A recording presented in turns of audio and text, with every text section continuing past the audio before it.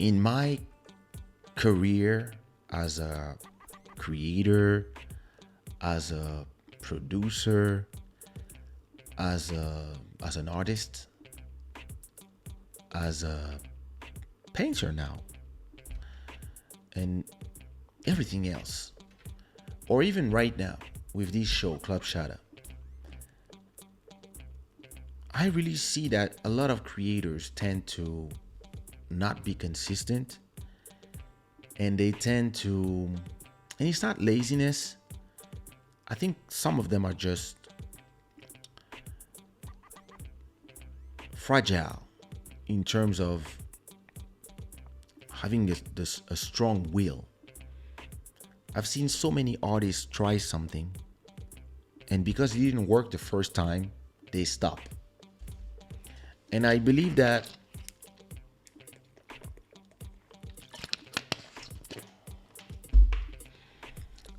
one of the reasons for my success in my career,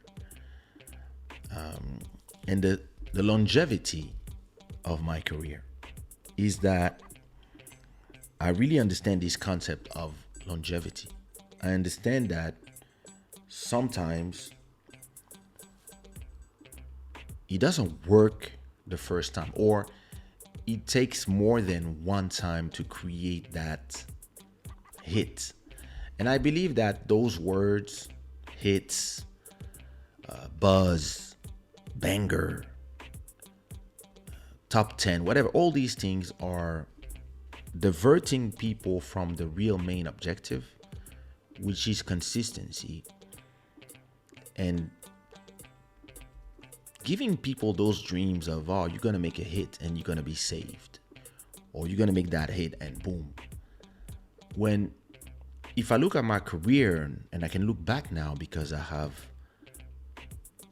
if I start from my first show ever, I was 18, so 18, 28, 38, so almost 48, 47, so that's 29 years. Let's say 30 years. If I look back on 30 years of performing, of working on my brand, on creating brands like Club Shada, like Kaysha, like, and working for other artists, a lot of people want to define me with my hits, and I think they're wrong. A lot of people, they define you by that song that they know, but they don't realize that these songs that they know came after maybe 30 to 40 songs that they know as well, or they forgot, or they don't know, or whatever. But it's really not, hey Mac, it's really not, to me, a question of trying to do a hit.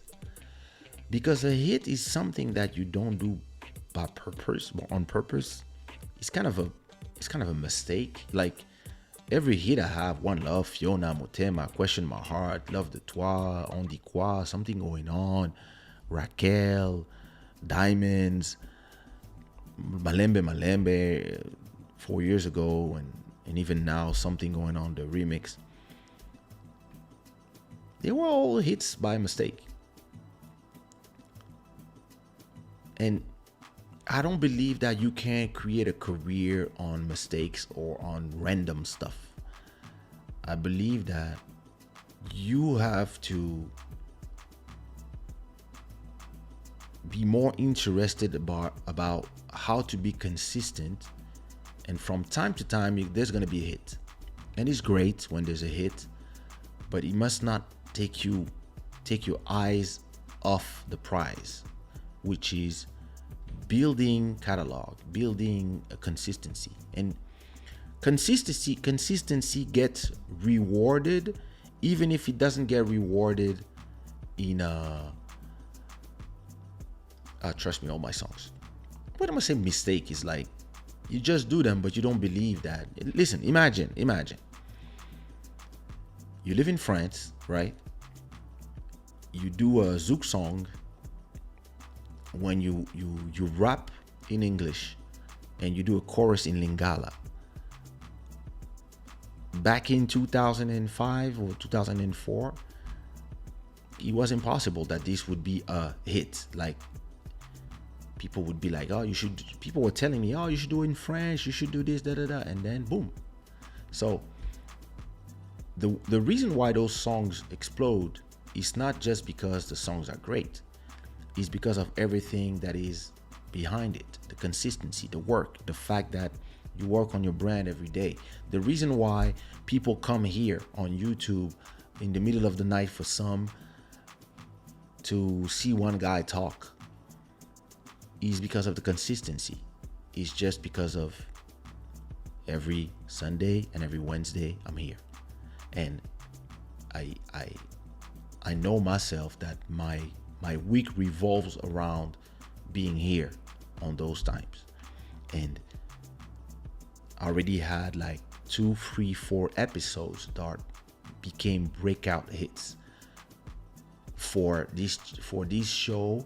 In the size that it is right now, I have a few songs that a few episodes that made 100 times the views of a normal episode. And again, it's not because of the shows themselves, it's because of the consistency, the fact that you are building a brand slowly, episode after episode, and organically. And all this is part of one of my better strength, which is I'm a consistent person. When I start something, I keep on. When I decide that I'm gonna do a track every week, I do a track every week. When I decide that I'm gonna do a show on YouTube live twice a week, I do it, and I don't stop after 2 months. And you don't have idea the number of artists that I had conversations with where they ask me, hey, how can I be like you? And I'm like, what do you mean be like me? I'm unique. No, but you understand, how can I'm a beat maker. How can I make a living? How can I have hits with big artists and people that know me, people that respect my genre, etc., etc. And I tell them, hey, as a beat maker, first of all, you have to have your own sound, because it's easy to do like somebody else. Try to find something that sounds like you. And once you have found that something that sounds like you,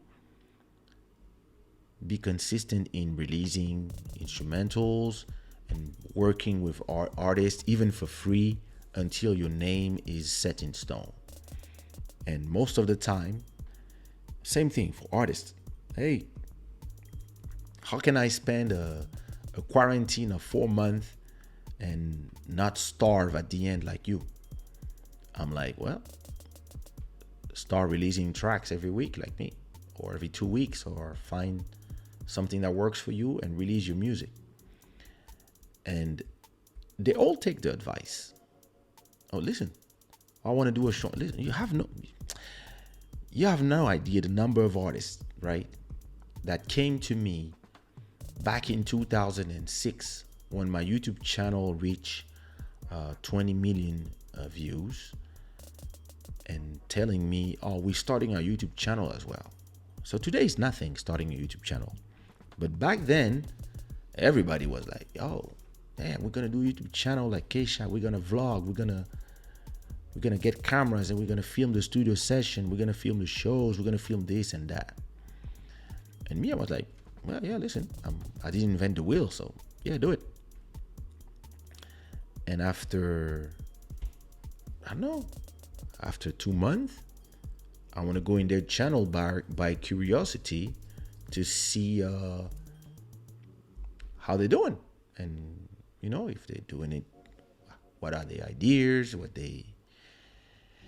and most of the time I discover that those people, they kind of copy everything I do, which is fine, But then I'm like, okay, what did they post now? Okay, show, studio session, yeah, like I do this, that, okay, cool.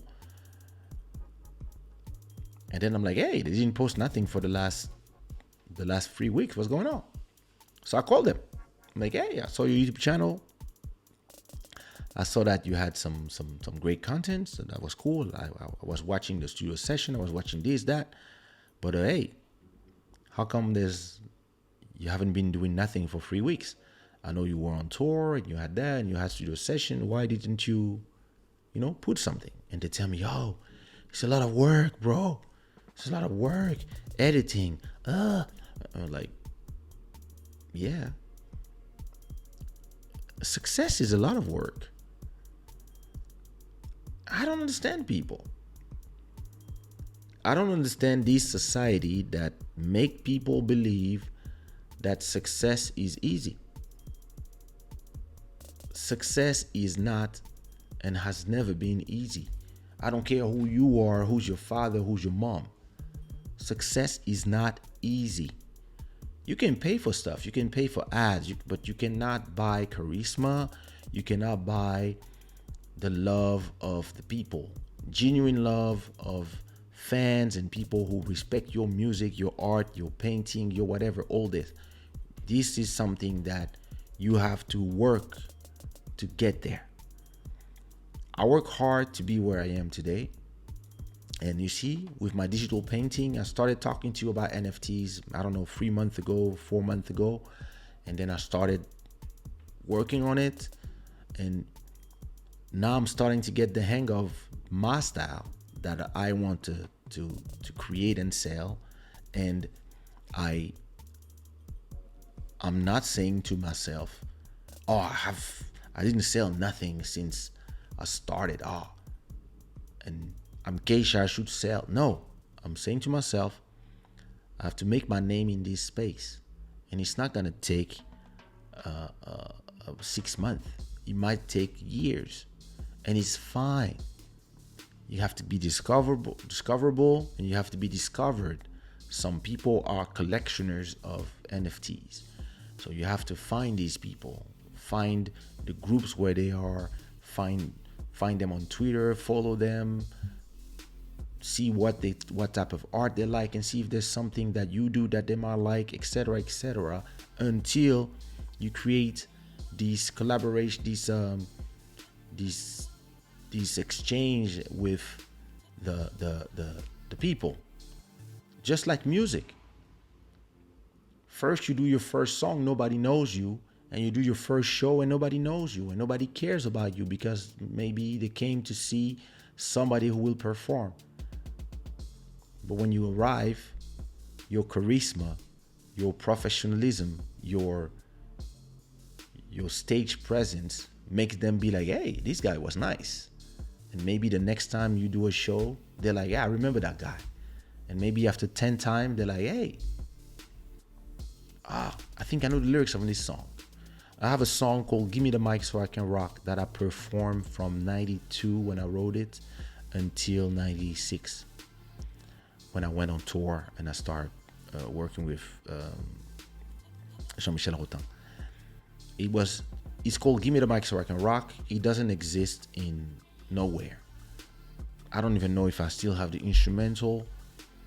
And it's a song that was never recorded on a CD. It's a song that was just performed live. And I performed it for free between 92 and 96.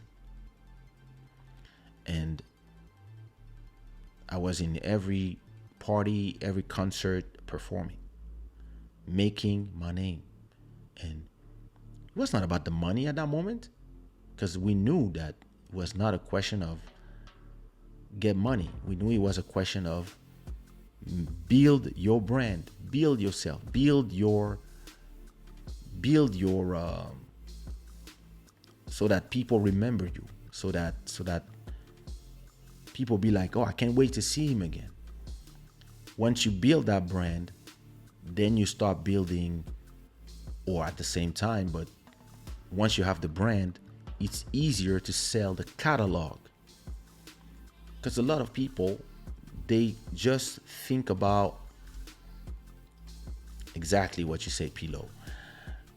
A lot of people, they are aiming for the hits, and they put so much energy into that one song that when the song is out, they're exhausted. And